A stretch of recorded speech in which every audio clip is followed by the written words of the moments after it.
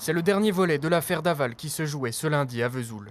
L'heure d'évaluer financièrement les préjudices subis par la famille d'Alexia, mais aussi de répondre à la controverse autour de l'importance des montants évoqués.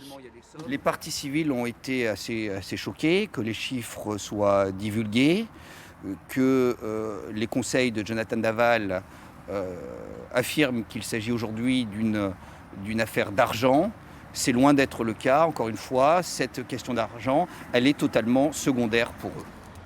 Car au total, c'est plus de 600 000 € que les parties civiles réclament à Jonathan Daval. 150 000 € de préjudice d'affection pour chacun des deux parents. Ou encore près de 100 000 € pour Stéphanie et Grégory Gay, la sœur et le beau-frère d'Alexia. Des sommes disproportionnées pour les avocats de la défense. Ce prix du chagrin, il est déterminé, si vous voulez, par un certain barème. C'est-à-dire que dans des affaires à peu près similaires, d'homicide, d'assassinat, de viol, la jurisprudence a fixé plus ou moins des montants approximatifs qui servent d'indicateurs aux magistrats. Là, on est complètement hors cadre.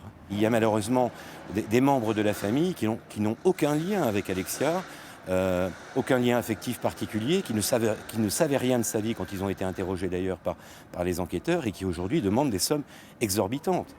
Face à un auditoire clairsemé composé des seuls journalistes et de la mère de Jonathan, les parties civiles ont évoqué le crime, le mensonge, mais aussi la médiatisation de l'affaire pour évaluer le montant du préjudice.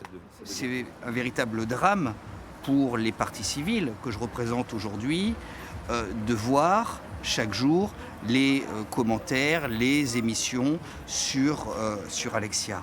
C'est un coup de poignard à chaque fois. Alors l'audience a duré un peu plus d'une heure ici cet après-midi au tribunal de Vesoul, fait assez rare dans une cour d'assises pour évaluer des préjudices civils. Les deux parties on peut s'exprimer assez longuement. La cour elle rendra son verdict et le montant chiffré des préjudices le 25 mai prochain.